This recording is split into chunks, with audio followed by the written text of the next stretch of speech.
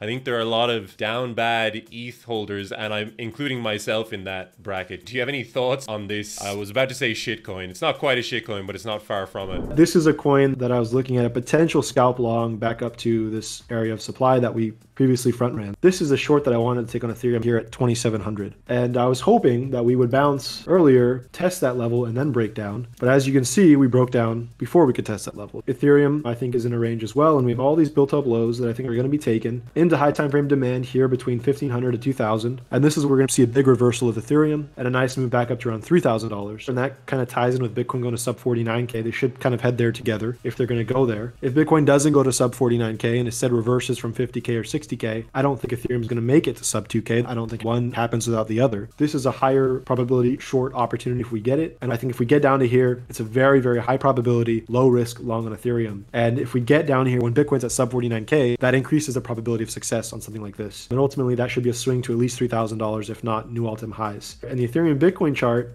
the worst chart in crypto. Ethereum, sorry, what? I just said ETH BTC is like the most depressing chart in crypto if you're long ETH like I am. Yeah, it is, but it's going to get a lot better soon. So this should hopefully bring some smiles to some people's faces, because I think we're approaching a position where it makes sense to now start getting a little bit more bullish on it. I've been bearish on Ethereum Bitcoin since the blue box. And the rationale for that was that Bitcoin was then trading at probably between 15 to 30K. And I was expecting Bitcoin to rise out of that into a new impulse, new all-time highs, which is exactly what we're in now. And because of that rise of Bitcoin, I was expecting most alts to underperform, including Ethereum. Ethereum was at a monthly resistance level that we rejected at. And so I was expecting a bleed back down initially to this zone here, but I revised that to this lower target somewhere along the way. Fast forward about 2 years and we're now almost there. And we're now approaching a point where I think things are going to change a little bit. And you'll notice that kind of coincides with Ethereum testing potentially this area on the final big drop in the market, with Bitcoin going to sub 49K, Ethereum hitting sub 2,000. That probably puts Ethereum Bitcoin down into this green zone. And then I think that we start seeing a reversal. If not immediately, we might bleed a little bit lower, but this is the point where it starts to make sense to take those bear goggles off in Ethereum Bitcoin and look for a potential long setup. Yeah, fascinating. Thank you so much for that insight. That's really good to know. I mean, ETH BTC is such a hilarious chart to me, because just over a year ago, I remember looking at the market and thinking, okay, coins look bottomed out here. I think we're going to see some pretty big upside into Q4 2023 and into 2024. I was looking at coins to add to my spot portfolio that would be quote unquote safe bets. I finalized 3 of them: Solana, Bitcoin, and Ethereum. And well, you can guess where this story goes, but I didn't pick Bitcoin and I didn't pick Solana. And since then, the ETH BTC chart is hilariously down only, and the Sol ETH chart is hilariously up only. So yeah, it's been a depressing ride for us ETH Maxis, but I haven't given up hope just yet.